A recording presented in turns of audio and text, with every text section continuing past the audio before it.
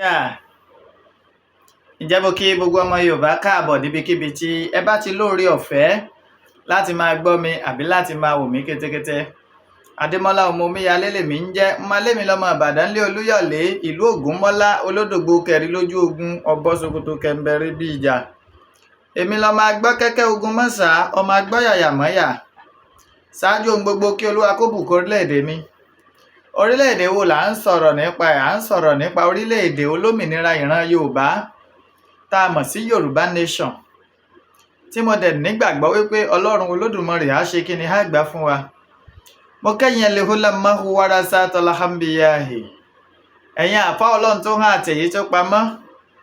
Mọ̀kádàm Sheikh àfá akọ́mọlẹ́sìn, àfá akọ́mọ ní kéwú pẹ̀lú gbogbo mùsùlùmí pátápátá. Mo kí yín pé assalamu alaikum rahmatullahi ta'ala wa barakatuhu.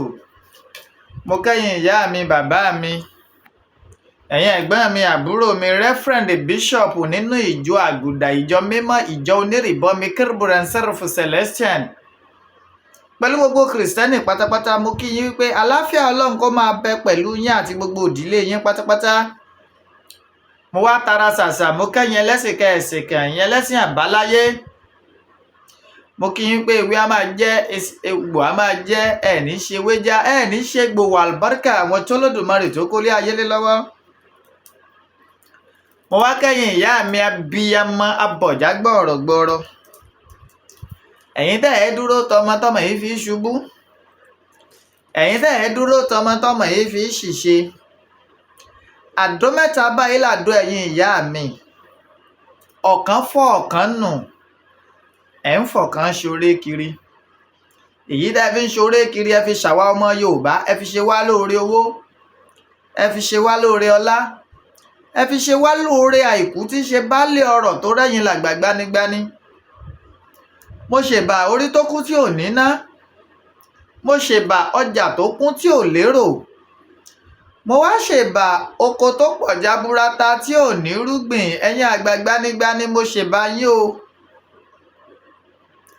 Mo wá kí kábíyèsí ọ̀nìrìṣà jẹgbẹ̀nẹ̀bí àti àkún aláṣọ àlà funfun gbò ọ̀jájá àfìdí ọ̀tẹ̀ janlẹ̀. Ọba Babátúndé ẹni ìtàn Adéyẹyè Ògúnwùsì Ọ̀jájáde second àrólé Oòduà. Bàbá mo kí yín o. Mo kí ikú bàbá yèyé Aláàfin Ọ̀yọ́, Ọba Abímbọ́lá Akeem Ọ̀wọ́adé the first ẹlẹ́wù ètù. Ọmọ kútíkù ò gbọ́dọ̀ pa, ọmọ àrùn tánú ò gbọ́dọ̀ sí, ọmọ àdábálé, ọmọ àfòmọ́ òde. Bàbá mo kí yín o. Mo wá fi yín kí bàbá tèmi Ọba Dr. Owólabí Ọlákùlẹ́yìn Ìgè Akínlóye the first Olúbàdàn ilẹ̀ Ìbàdàn. Bàbá kádé pẹ́ lórí, kí bàtà ó pẹ́ lẹ́sẹ̀, kẹ́sìn ọba kó jẹ́ kó kánrin kése, kí rùkẹ̀rẹ̀ kó pọ̀ jaburata. Mo kí gbogbo gómìnà ilẹ̀ Yorùbá pátápátá. Gọ́vnà Ṣèyí Mákindé, Gọ́vnà Lucky Ayédatiwa, Gọ́vnà Dàpọ̀ Abíọ́dún, Gọ́vnà Abíọ́dún Oyèbánjí, Gọ́vnà Adémọ́lá Adélékè, Gọ́vnà Babájídé Sanwó-Olú. Mo kí yín o. Mo kí gbogbo ọmọ Yorùbá pátápátá ní Kwara, mo kí gbogbo ọmọ Yorùbá pátápátá ní Kogi, mo kí gbogbo ọmọ Yorùbá ní Bayelsa, mo dẹ̀ kí gbogbo ọmọ Yorùbá ní Delta. Àjíǹde ara a máa jẹ́ o.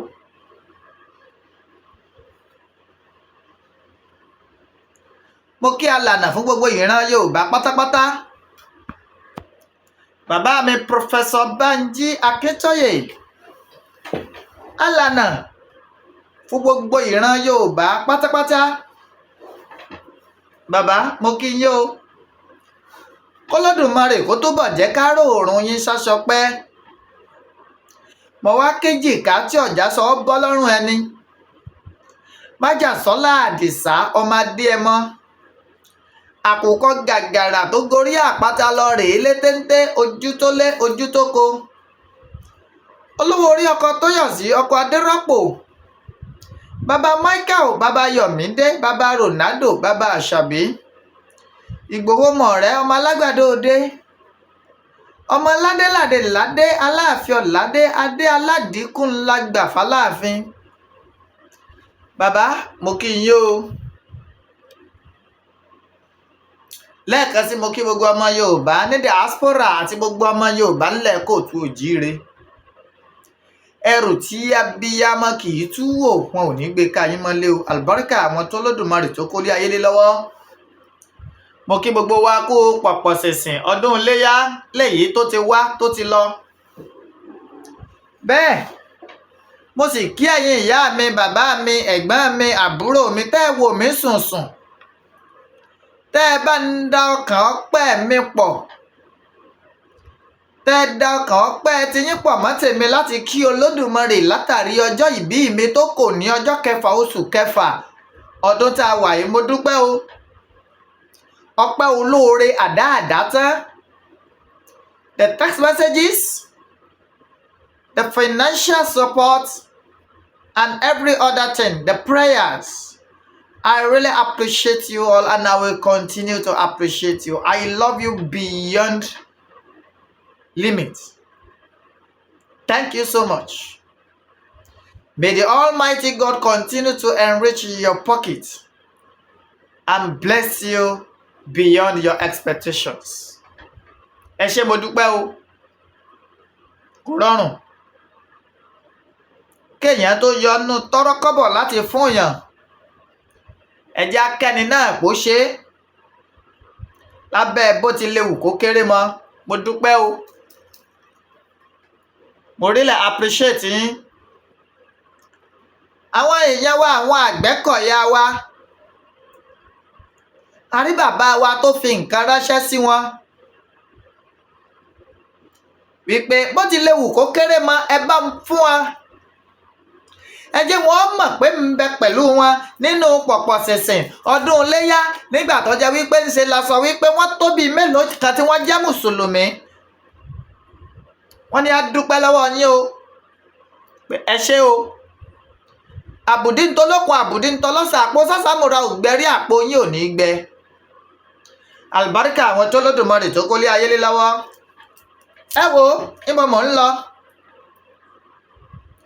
Ẹ jẹ́ n kọ́kọ́ bẹ̀rẹ̀ báyìí lórí ọ̀rọ̀ tó lóyè Sunday Adisa ọmọ Adéyẹmọ ṣé ní tí agbẹnusọ wọn sọ àbí kí ní ọ̀rọ̀ tó lóyè Sunday Igboho Oosha tán sọ. Mo fẹ́ kẹ́yìn ọmọ Yorùbá kẹ́ wá bìkan fìdílé, kẹ́ fìdílé nǹkan, kẹ́ lè mọ̀ wípé ìjà wa ṣẹ̀ṣẹ̀ bẹ̀rẹ̀ lórí ọ̀rọ̀ òmìnira ìran Yorùbá ni. Àsìkò tá a sùn kọ́ la wà yìí. Àkọ́kọ́, lóòótọ́ ààrẹ àná lórílẹ̀‐èdè Nàìjíríà ìyẹn bàbá Fúlàní yìí ti jẹ́ná Buhari. Àwọn ni wọ́n mọ bí a ṣe ṣètò bí a ṣe dìgbò lu ilé olóyè Sunday Adisa ọmọ Adéyẹmọ ní ọjọ́ kìíní oṣù keje ọdún 2021 léyìí tó ṣe okùnfà ikú èèyàn méjì ṣàǹkò. Ìyẹn àáfàá Fatai pẹ̀lú Àdògán tó sì tún ṣokùnfà bí a ṣe kó àwọn èèyàn ní alápàyàká tó dìlú Àbújá. Tọ́pọ̀ sì wà ń bẹ̀ fún gbèdéke oṣù mẹ́ta, ẹni tó lò kéré jù ló lóṣù méjì.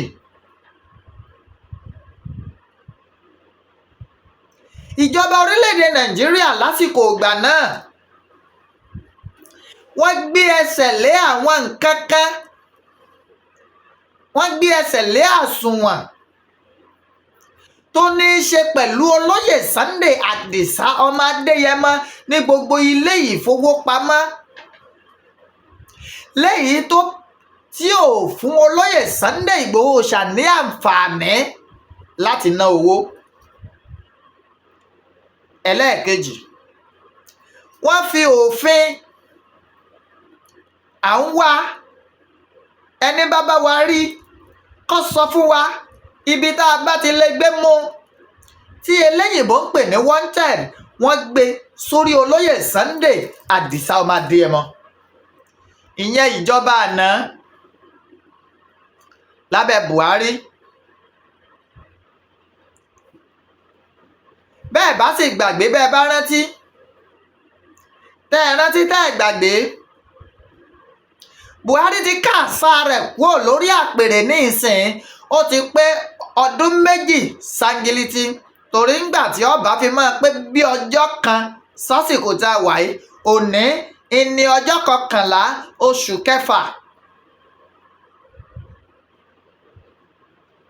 tó bá fi máa pé ọjọ́ 12 oṣù kẹfà tí í ṣe ọ̀la ní ìjọba Tinubu yóò máa pé ọdún méjì gẹ́rẹ́gẹ́ lórí àpèrè gẹ́gẹ́ bí ààrẹ orílẹ̀-èdè Nàìjíríà.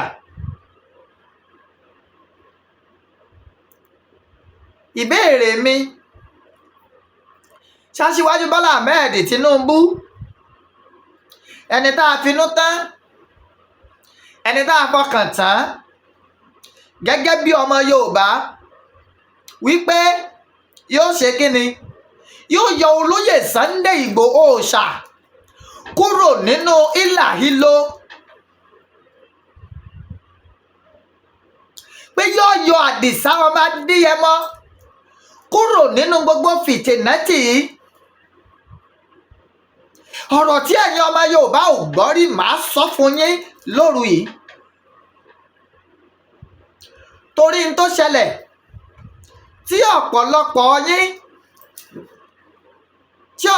àwọn ọmọ Yorùbá látàrí ìfẹ́ tí wọ́n ní sí wa nígbà náà, nígbà tá a lọ lè darapọ̀ mọ́ ìpolongo ìbò fún Aṣíwájú Bọ́lá Ahmed Tinubu. ọ̀pọ̀lọpọ̀ ọmọ Yorùbá ní ọmọ tí ń bẹ nídìí ẹ̀,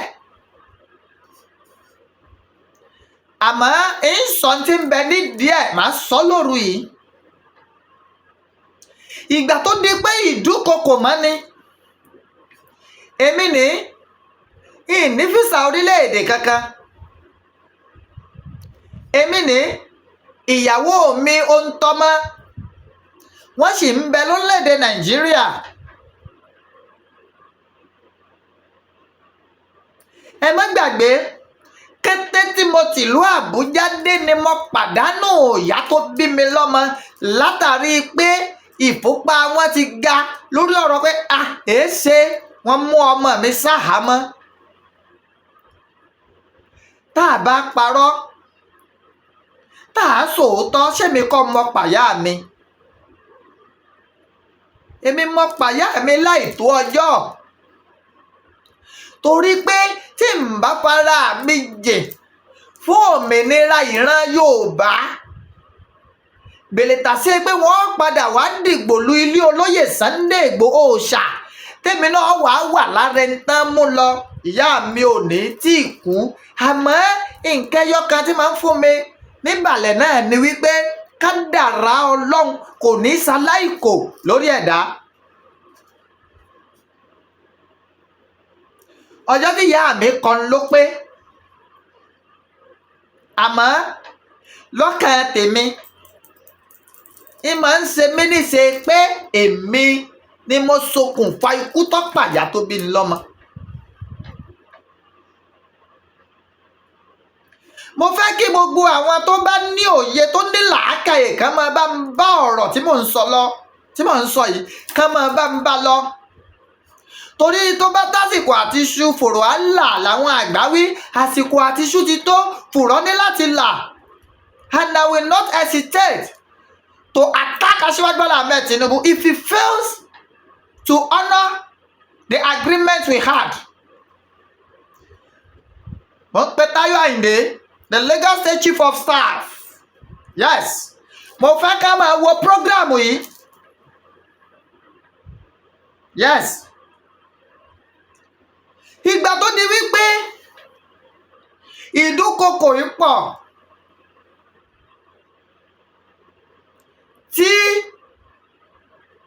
mi ì ríbi sásí mọ́, débi pé mo ti dẹni tó jẹ́ pé tí n bá rìn lọ lórí títì, màá páàkì mọ́tò ṣé ojúgbó kan ibẹ̀ ní sùn sí. They went to my house twice again. Àwọn àgbààgbà kan wà tí mo sọ fún. Ẹ gbọ́, àwọn àgbààgbà kan wà tí mo sọ fún kí n tó wá sọ fún bàbá mi Àdìsá ọmọ Adéyẹmọ pé ìtọ́jú mi máa ń kàn rè. Olóyè Sunday Igboho Oosha bàbá ní èéṣe tí a tó fẹ́ pa ọ nì.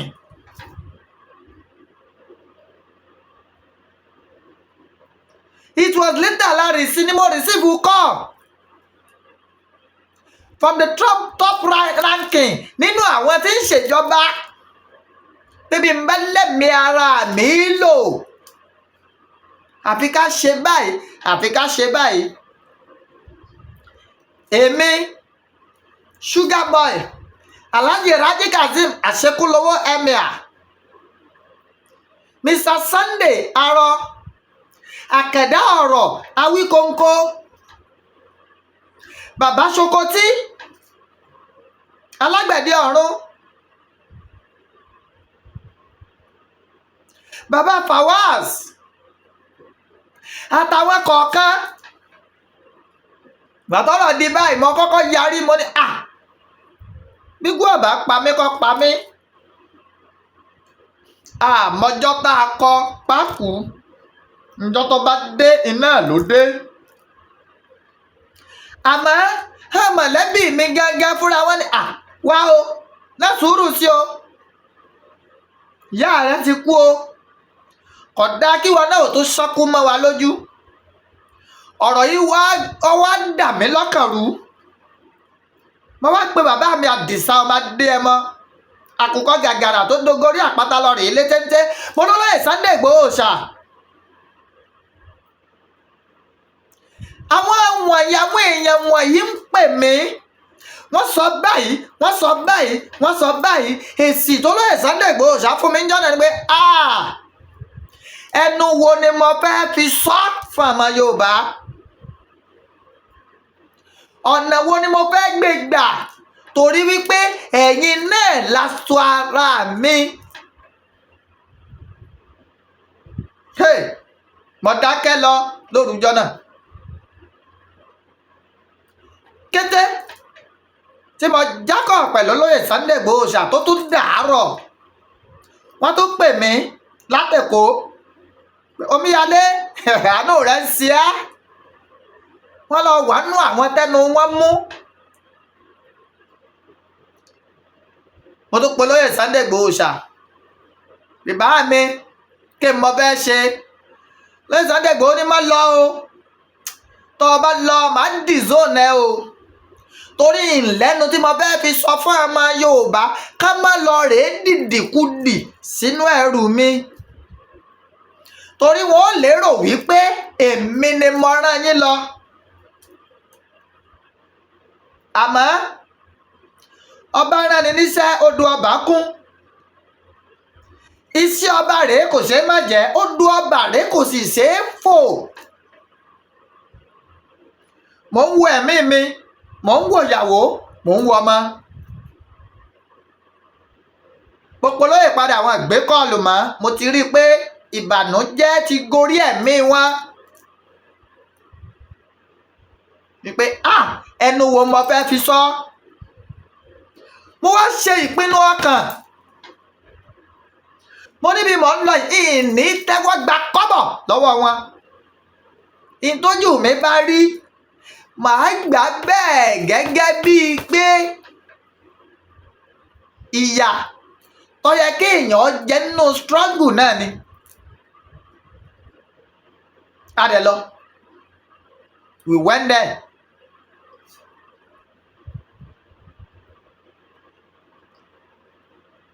A wà lọ́fíìsì yẹn ní Kẹjà, TSO, Tinubu Support Organization Headquarter. A kọ́kọ́ ṣe ìpàdé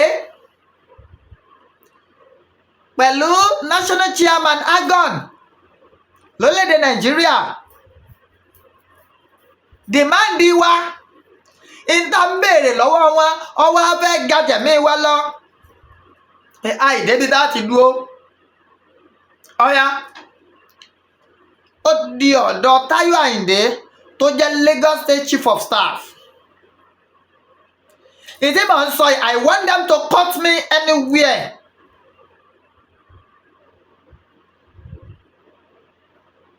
gbàtà débẹ̀ tá a jókòó wọ́n ní kí la fẹ́. Sugar Boy Alhaji Raji Kazeem Asekunlowo Emir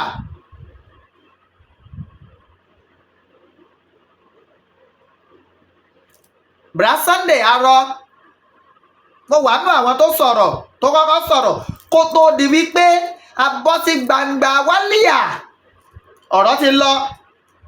mo wá dáhùn mo ní wípé èmi ò fowó mi ò fẹ́ nǹkan kan torí owó wá àti torí ipò wá. ìta torí ẹ̀ wá ni wípé bí olóyè Sunday Igboho Oosha yóò ṣe di ẹni ìtúsílẹ̀ tí ó lórí ọ̀fẹ́ láti máa wọlé bàbá rẹ̀ wọlé jáde padà tí ó sì ní sí wàhálà tí gbogbo tí ń jẹ́ wanted tí ó kúrò lórí olóyè Sunday Igboho Oosha. mo fẹ́ kí Lagos State Chief of Staff kọ́ máa dèjì ń bá ń sọ ibi tí rọ́bà wà ń bẹ̀. ẹlẹ́ẹ̀kejì a lọ pẹ̀lú 5-point agenda. àwọn ti fẹ́ ṣe ń tẹ́ ní á ṣe tẹ́ fi ní gbẹ̀mí lẹ́nu wa. ó kù kẹ́yìn náà ó ṣe ń tà ní kẹ́ ẹ ṣe tẹ́ ẹ bá fẹ́ rí ìbínú Ọlọ́run. alẹ́lẹ́ẹ̀kejì gbogbo àwọn igbó wa gbogbo a fẹ́ kí Tinubu establish ọlọ́pàá aṣọ́gbó léyìí tí ó ní ọwọ́ olóyè Sunday Igboho Oosha nínú láti máa ṣọ́ gbogbo igbó wa. ó di mélòó? ó di méjì. ẹ̀kẹta a ní gbogbo agbára tó ti nà wá nílẹ̀ kóòtù òjíire tó jẹ́ wípé gbogbo ẹ̀ òkè ọya ló sodo sí. ẹ bá wa dá padà sílẹ̀ kárò òjíire. kò di mẹ́ta bí. ìkẹrin ó ní wípé bọ́bá ti lè wù kó rí tá a bá rí wípé ìjọba Tinubu ò ṣe nǹkan tó tí ọmọ Yorùbá lọ́rùn, aṣọ ìjà wa tẹ́ ẹ fẹ́ ká gbé kọ́ yìí á gbé wọ̀ padà.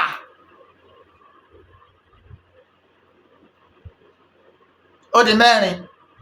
ìkarùn-ún ó ní wípé ìgbáyégbádùn ọmọ Yorùbá tọmọ Yorùbá ó fi máa yan fanda ní ilẹ̀ kóòtù òjíire ní ilẹ̀ bàbá wọn láì ní sí wàhálà. Fúlàní ń dààmú wọn ni ó, ajínigbé ń gbé wọn ni ó, wọn àjáwọn ìyá wa olóko ni ó, wọn fipá bá wọn sùn o. ojú pọ̀nà wọn gbọ́dọ̀ wá ojú pọ̀nà sí i. Lagos State Chief of Staff ẹ má gbàgbé pa fún yín níwèé.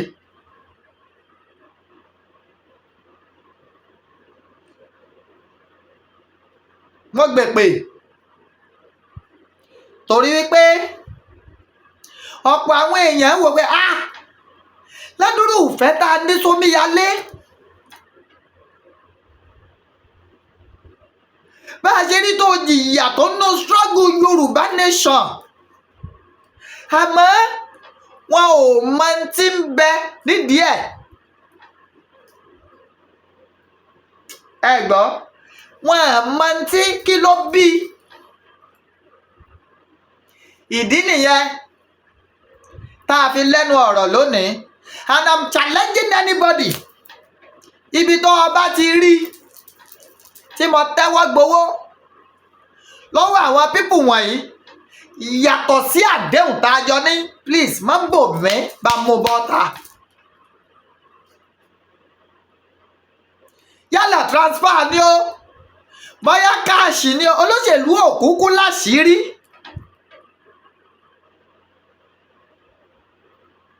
Ibi ń bá ti tẹ́wọ́ gbà á máa mú bọ́ta. Orí àdéhùn yẹn lèmi dúró lé. Ìlú ṣe jẹ́ pé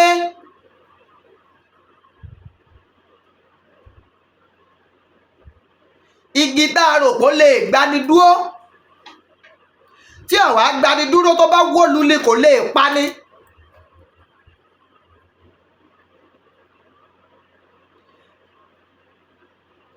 Ẹni a ní kó kíni lẹ́yìn ọ̀fẹ́kùn sọ́wọ́,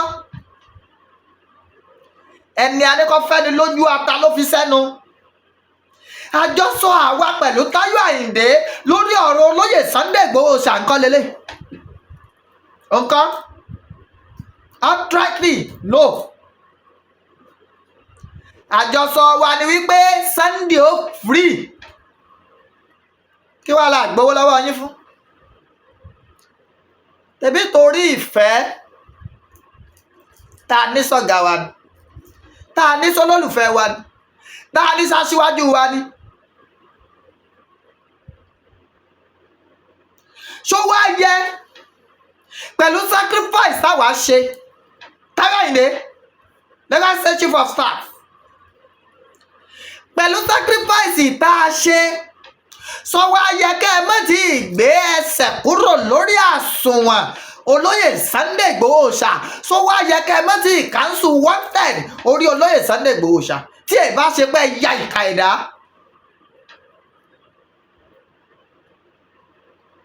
Ọ̀bọ̀ ìbá ṣe bí ẹlẹ́dẹ̀ abàlújẹ́. Ẹ̀yin ò ṣèkà ẹ̀dá gbogbo yìí. Àtòrí yín mo gbèpè. Àwọn tí ń nífẹ̀ẹ́ mi dénú dọ́kàn wọ́n dọ̀tá mi lọ́sàn-án gan. Kí wá ní kí ni túmẹ̀?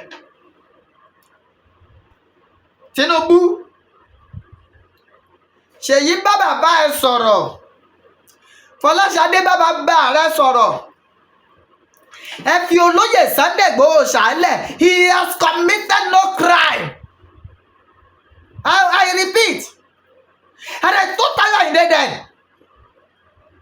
Tó ní bàbá yẹn sọ̀rọ̀ kan, wọ́n ní kì í ṣe páwọn náà ò mọ ìjà tó lè Sunday Igboho Oosha ń jà.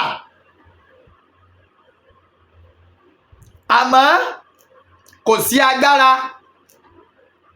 Ẹ ti wá wà ń pọ̀ agbára báyìí. For those who fail to know, Yoruba nation struggle in ló gba tíkẹ́ẹ̀tì fún Tinubu. Táwa ò bá jáde ká máa pè fún òmìnira ìran Yorùbá, àwọn ará òkè ọya ò ní mọ̀ pọ́ yẹ káwọn ó sì di agbára fúnlẹ̀ Yorùbá. Sọ wá yẹ ká ẹ fojú olóore gúgí ni. Ẹ wá wọ̀run sùnsùnsùn bí ẹni tí ò ní kú mọ́. Láti 2011, 2022, 2023, 2024, 2025, ẹ wá ṣe olóyè Sunday Igboho Oosha mẹ́yìn odi. Ayé yín ò fẹ́ dáa ni. Kí lẹ́sẹ̀ rẹ̀? Kí ni tó ṣe? Sọ́pa yín lọ́mọ ni. Ọba yín kówó tẹ̀ ń kó jẹjẹ ni. Ibi dẹ́ ẹ bá dẹ̀ ti rí tọ́lọ́ Sunday Igboho Oosha tá ti gbójú aga síjọba Nàìjíríà, yálà ọlọ́pàá ni, yálà aṣọ́bodè ni, yálà ọmọ ológun ni, yálà ẹ̀ṣọ́ ààbò ara làbòlú ni, àbí ẹ̀ṣọ́ ìwọlé jáde ni, ẹ mú fídíò rẹ̀ bọ́ta. Ibi dẹ́ ẹ bá ti rí tọ́lọ́ Sunday Igboho Oosha ti fa aṣọ ìkan lára ẹ̀ṣọ́ ààbò orílẹ̀-èdè Nàìjíríà ya, ẹ mú bọ́ta fún wa. Kò lẹ́sẹ̀. Ẹ̀ṣẹ̀ rẹ̀ náà ni wípé ń pariwo pé Fúlàní ẹ má pàràn mi mọ́, ẹ má fipá báwọn ìyá mi lò pọ̀ mọ́, ẹ má jí wọn gbé máa béèrè owó tabua mọ́. Ẹ filẹ̀ bàbá mi lẹ̀. Ẹ̀ṣẹ̀ olóyè Sunday Igboho Oosha nìyẹn tẹ́yìn náà mọ̀, tẹ́mi mọ̀, tẹ́yìn mọ̀, yàtọ̀ síyàn ẹ̀mẹ́ṣẹ̀ mi wá. Kí ló wá dé? Kí ló wá dé? ẹ̀yin ọba wa dẹ̀dí, I'm so disappointed in all of you. Sacrifice táwa ṣe táyé bá ṣe láta ẹni ìbá mà dáa. Ọ̀ọ́ni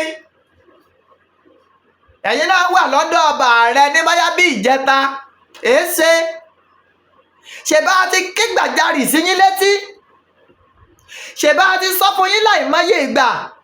Ẹ̀yin gan fúnra ara yín ẹ ti ní interaction pẹ̀lú olóyè Sunday Igboho Oosha lórí fídíò sẹ́nu yín dùn bó ṣe wà lẹ́yìn odi.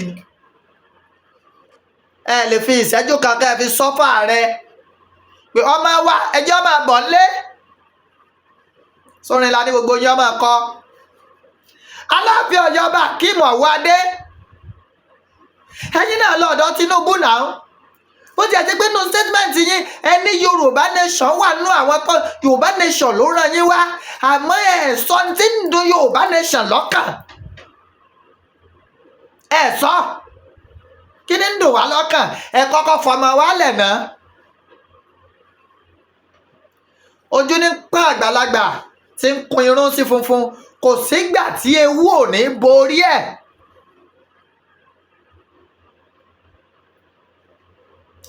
Kò sígbà tó mìnira àrán Yorùbá tí ò ní dúró.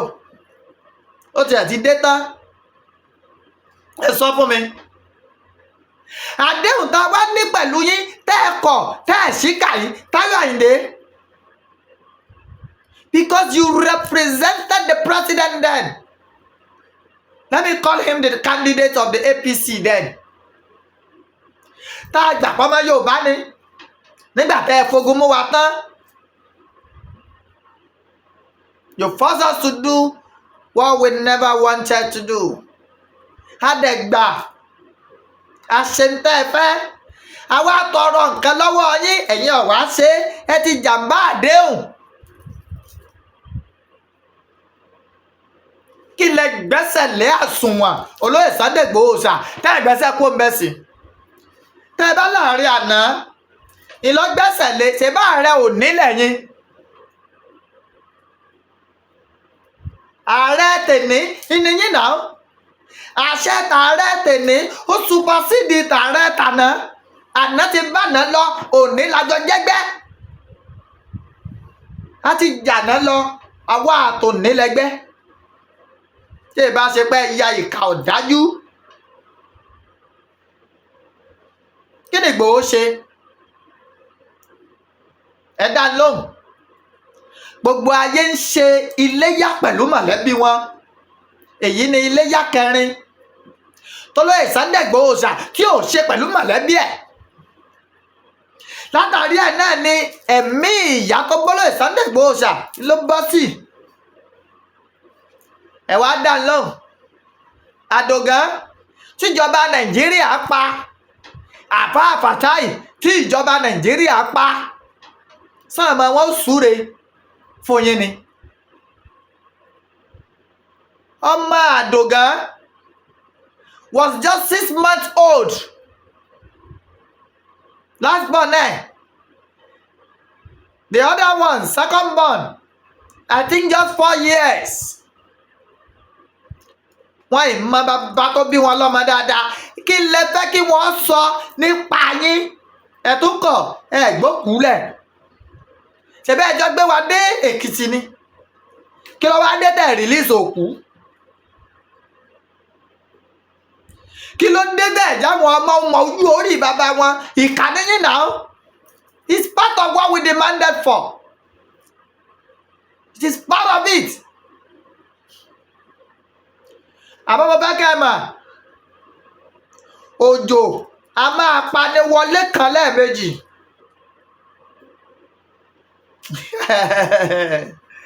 Òjò ṣe kí ni? A máa pani wọlé kan lẹ́ẹ̀mejì. I know you may come for me. Come for me. Ẹ wá gbé a. Kìí ṣe tuntun mọ́. Ikú dà fẹ́ kú ń gbà ọ́n. Àti ẹ̀ tí wá rẹ́dí àti kúkú ọ̀ngàn báyìí. Gbogbo àdéhùn tẹ́ ṣe ẹ fùfílẹ̀. So ikú dà fẹ́ kú ń gbà yẹn tá a fi ń sá tá a fi ń bẹ̀rù. Ẹ fẹ́ kan wá pa wá báyìí. Kábẹ̀ kan mọ̀ pé gbogbo ẹ̀ ti tán.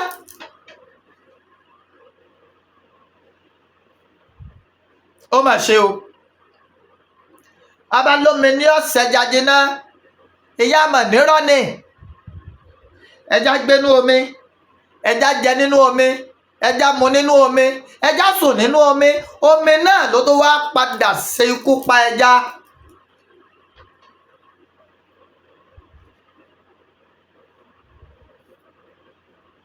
ẹ wá wọ̀rọ̀ kọ̀ fi ṣàdá ẹ gbẹ́sẹ̀ kúrò lórí àsùnwọ̀n olóyè Sunday Igboho Oosha. mo dẹ̀ ń pẹ̀yìn ọba wa lóòótọ́ tẹ́mi bá ní pé gbogbo ọ̀rọ̀ fàákájà tí ń ṣẹlẹ̀ láàrin lọ́balọ́ba tí má nínú mi ò dùn sí irọ́ mọ́ pa o ẹ bá jẹ́ ń tẹ̀yìn o ẹ bá gẹ́gẹ́ kan lágbájá jù mí lọ tàmẹ̀dó jù mí lọ because it is bringing out the culture of the Yoruba. tẹ́lẹ̀tẹ́lẹ̀ Ọ̀ọ̀ni ní lọ tí ń lu Saworo dẹ́ tẹ̀lé Aláàfin náà ti ń lu Saworo dẹ́ so culture ìran Yorùbá ó ti ń jáde the Yoruba kingdom has the steez ẹ ti ní steez ó kù kẹ́ ẹ wá lè fọ́hùn tẹ́bí ilẹ̀ ń wọlé tó ààrẹ yẹ kẹ́ ẹ wá lè fọ́hùn kẹ́ ẹ jà fúnra Yorùbá lókù. ẹ má gbàgbé ọ̀rọ̀ bàbá wa Ọbáfẹ́mi Awólọ́wọ̀ wọn ní pé ọmọ mẹ̀kúnnù tẹ́ ẹ̀kọ́ tẹ́ ẹ̀tọ́ kò ní jọmọ olówó nísìnyí o ẹ gbọ́ ọmọ mẹ̀kúnnù tẹ́ ẹ̀kọ́ tẹ́ ẹ̀tọ́ kò ní jọmọ ẹ̀yìn olówó nísìnyí. We still remain on the agitation of Yoruba nation.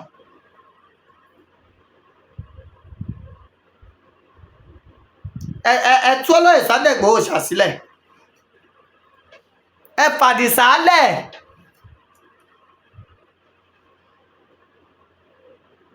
ẹ ṣe kíni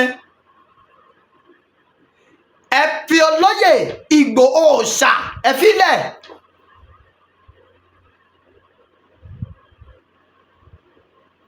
ìfẹ́ sọ̀rọ̀ jù ẹ̀yin lọ́balọ́ba ẹ ṣe o ẹ sá máa jẹ́ gbogbo rẹ̀ ọmọ rú kùtùkùtù báwọn ẹjọ́ máa dára yín láàmú ẹ dàrú mi ti sọ tẹ́lẹ̀ níjọ́ tá a jẹ́ Aláàfin mo ní competition ti dé and I'm seeing the competition now and I'm happy about it ìtọ́wá kù ní pé ká ẹ jẹ́nu yín ó kò.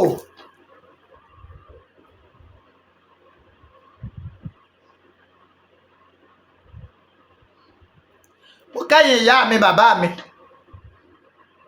ẹ̀yin alátìlẹ́yìn wa ẹ̀yin aṣọ ara wa tí òjò tútù ò mú a mo kí yín o I know I've never gone deep on this issue before mo máa go deep ni so that ẹ lè mọ nǹkan tá a ti fojú winá mo gbè pé màá jí làárọ̀ báyìí pé ní màá tún polóyè lóye ni mo sọ fún ọ àbí ń sọ àmọ́ dúpẹ́ pé tí ẹ dáríjì wá thanks so much for forgiving me.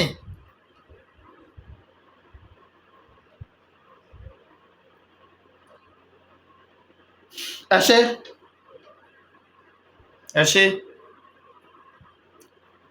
ẹ̀yin ìyá mi bàbá mi ẹ̀yin ẹ̀gbọ́n mi àbúrò mi mo gbọ́ iná ti rí àlàáfíà tó ti ń jọba nílẹ̀ kóòtù òjíire lọ́wọ́lọ́wọ́ báyìí ẹ dákun àwọn onísábàbí àwọn t'Olódùmarè ń lò tá a fi inú igbó wálẹ̀ tá a fi òpópónà wálẹ̀ ìjàmbá tá a bá rí lọ́wọ́lọ́wọ́ báyìí accident ni kì í ṣe pé Fúlàní kan tó ń dún màhúrú mọ́ wa mọ́ ibi tírú ẹ bá ti ṣẹlẹ̀ ẹgbà láago. mo fọlọ́ búra ìyàtọ̀ ti wà bàbá wa ti ń bẹ́nu èbó lè wálé ká escort wọn láti airport wánú ilé wọn tí ò ní séwu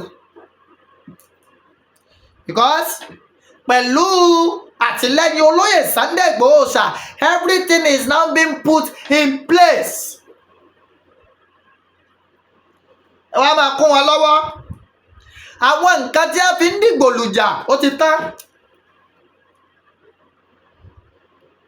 tá a náà fi ń sọ pé gìjàgì gẹ́gẹ́ bí ọmọkùnrin ìfẹ́ bí gbogbo ẹnu sọ̀rọ̀ ó ti ṣe kíni ó ti tán.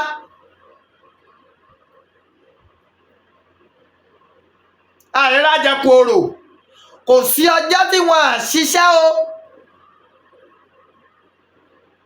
ẹ gbọ́ pé ọjọ́ kan wà tí wọ́n á rí bìkan lọ tí wọ́n á lọ handover àwọn ẹni bí ẹni burúkú ẹni àdánwò yìí fún àwọn ọlọ́pàá gẹ́gẹ́ bó ti jẹ́ wípé àrírájẹkù orò kò sọ́jọ́ náà. èmi náà sì ń pè ìwọ̀n bá ní mo lè ṣe ìwọ̀n balagbára mi mọ́ àfi kí n ṣe kíni àfi kí n ké gbàjarì sẹ́yìn ìyá mi bàbá mi ẹ̀gbọ́n mi àbúrò mi tó lódùmarè ṣẹ́gi ọlà fún pé ẹ bá ń kún wọn lọ́wọ́.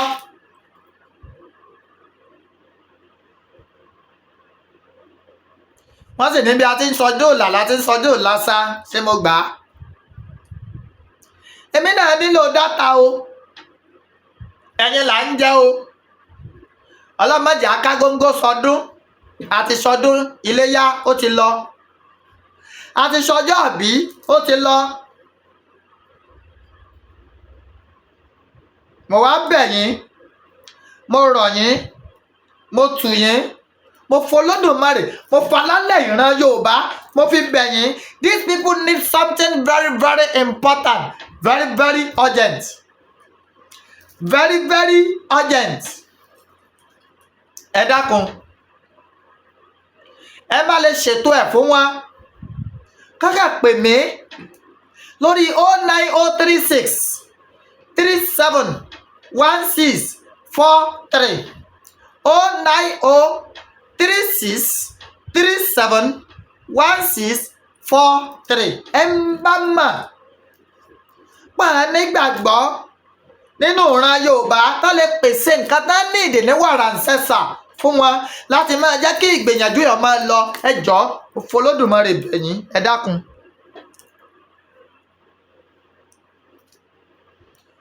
láti fẹ́mi náà ní nǹkan dátà owó opay 9036 37 16 43 9036 37 16 43 opay. ẹ ti ẹ̀gbọ́n náà Mashood ká sì máa wọ Abíọ́lá oore lọ́sẹ̀ fún ani àbíkà ṣé ìran Yorùbá l'Abíọ́lá jà fún ni àbí àbára rẹ̀. Ṣabíọ́lá wà ní àwọn ọ̀bàyéjẹ́ tí a sọ̀rọ̀ Yorùbá débi àwà yìí. ìbéèrè ẹjọ́ ọmọ táwọ́ ta sẹ́nu wa fẹ́ẹ́ tó bá mọ Mashood ká sì máa wọ Abíọ́lá dáadáa. ǹjọ́ olóṣèlú kan wà tí ń jà fún wa bí yàtọ̀ sí pé ń jà fúnra ara ẹ̀. àwọn ló ti Abíọ́lá pa àwọn ni òjá Abíọ́lá ó délẹ̀ lérí. ṣé Yorùbá ni àbí ta ni ta lẹ gbẹ̀yìn bẹ́bọ jẹ́ gẹ́gẹ́ bá ṣe gbẹ̀yìn bẹ́bọ jẹ́ fọlọ́yè Sunday Igboho Oosha. ọ̀rọ̀ ọjọ́ mi ni o àbúrò ẹni tó lò ń làgbà ẹni ọ̀rọ̀ ọjọ́ mi ni bẹ́ẹ̀ ni. Abíọ́lá ọ̀run re rẹ o sùn re máa sùn láyà olùgbàlà. ó di bẹ́ni bá ń jọ ni ó di béèyàn bá ń jọ yàn.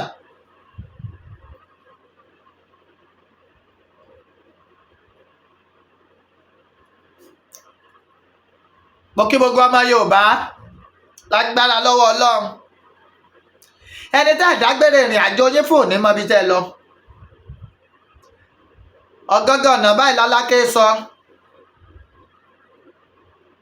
ẹ̀ní mọ̀dàmú ẹ̀ní mọ̀nira.